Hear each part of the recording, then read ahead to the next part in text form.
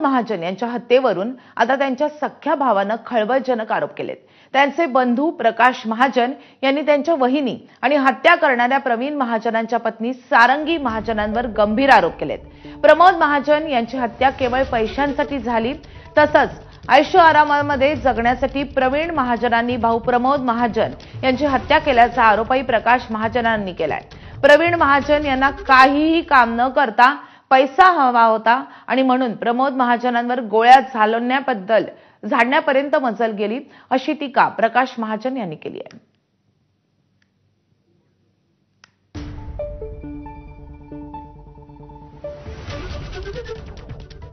काय प्रतिक्रिया आहे, कारण की तुम्ही दोन्ही बाजूने नातेवाईक आहात? हे पहा, वडिलांशी किंवा बहिणीशी मतभेद असू शकतात, मेवण्याशी असू शकतात, पण मुलांच्या बाबतीत मतभेद ठेवायला न पाहिजे। मुलं ही मुलंच असतात। सारंगी महाजनने जे वक्तव्य पंकजा बाबतीत केलं ते अत्यंत घृणास्पद आहे। कोणत्या आधारावर त्यांनी सांगितलं की पंकजा ही बिघडलेली मुलगी? म्हणजे तुम्हाला काय कळालं? कधी दिसलं तुम्हाला पंकजा बिघडली? हे वक्तव्य तुम्ही जरा एकदा परळीला जा बरं, तुम्हाला लोक सांगतील काय ते। आणि तुम्ही हे बोलताना तुमच्या हे लक्षात येत नाही, कदाचित सारंगी महाजनचं त्यांचं रक्ताशी नातं नसेल ना पंकजाशी। माझं तर आहे ना, माझ्या बहिणीची मुलगी ना, माझ्या लहान बहिणीची मुलगी ना ती।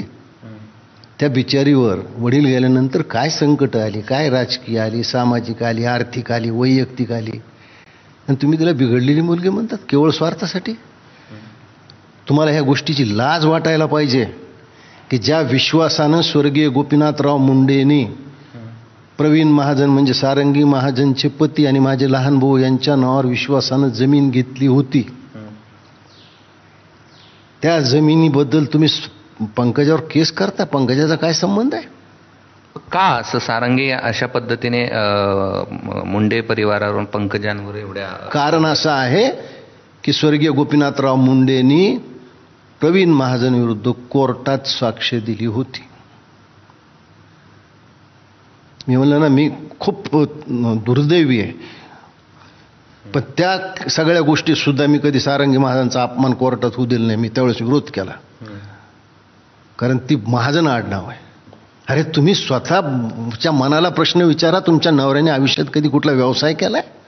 कसं चालत होतं तुमचं? कुठं नोकरीला होता तुमचा नवरा? एकदा सांगा जगाला। फोंडासारखा महागडा वकील तुम्हाला कसा परवडला? कुणी दिले तुम्हाला पैसे?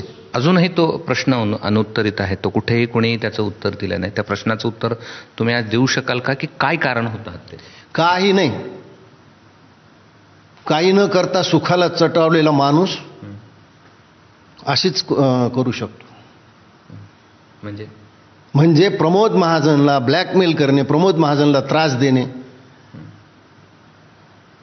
हा एकमेव उद्देश। कुठल्या पैशासाठी मारलं? पैसा म्हणजे द्या पैसा, काय बाकी काही करायचं नाही। मी या कंपनीत नोकरीलाच जायचं नाही, पगार वाढवून मागायचे, हे सगळ्या गोष्टी केल्यात। मला हे बोलायला नको वाटतं, कारण बदनामी कुणाची? हा भाऊ बदनाम झाला तरी त्रास मलाच आहे, तो भाऊ बदनाम झाला त्रास मला। एखादा व्यवहार होता मोठा ज्यामुळे काही असले, काही व्यवहार काय नाही। कुठल्या पैशांचा? सनकी काही करायचं नाही, म्हणजे व्यवहाराचा काहीच संबंध नाही या गोष्टीशी। अरे तुमच्या अशा बदनामीनं काय होणार आहे? गेला तो, तुमचा नवराही गेला। कशामुळे गेला? कसा त्याला ब्रेन स्ट्रोक आला? का आला? कारण माणूस ज्यावेळेस एकटा असतो ना, आपले पाप आपल्यासमोर भूत म्हणून उभा राहतात। काय आरोप केले सारंगी महाजननं? की गोपीनाथ मुंडेंनी प्रभाव काढून त्याला जेलमध्ये औषधं दिली नाही। हे किती वेडगळपणाचा गोपीनाथराव मुंडेवर आरोप होता। गोपीनाथराव मुंडे त्यावेळेस सत्तेवर होते। जेल मॅन्युअल काय सांगतंय? आहेत अजून त्या निवृत्त झालेल्या आहेत, स्वाती साठे, त्यांना विचारा काय आहे ते। आणि आपल्या नवऱ्याने आपल्या मोठ्या भावाला गोळी घातली, मारले, याचा तुम्हाला अभिमान वाटतो? ते भूषण म्हणून तुम्ही फिरवताय आणि परिवाराच्या सगळ्या माणसाला कशामुळे त्रास देताय तुम्ही?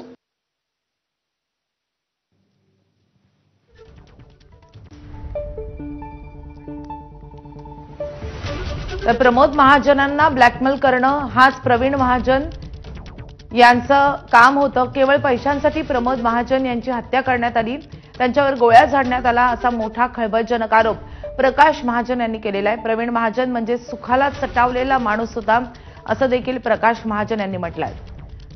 खरं तर कालच सारंगी महाजन यांनी पंकजा मुंडे आणि धनंजय मुंडेंवर गंभीर स्वरूपाचे आरोप केलेले होते आणि त्यानंतर या सगळ्या वादामध्ये प्रकाश महाजन यांनी देखील उडी घेतलेली आहे आणि त्यांनी सारंगी महाजन आणि त्यासोबतच प्रवीण महाजन यांच्यावर गंभीर स्वरूपाचे आरोप केले.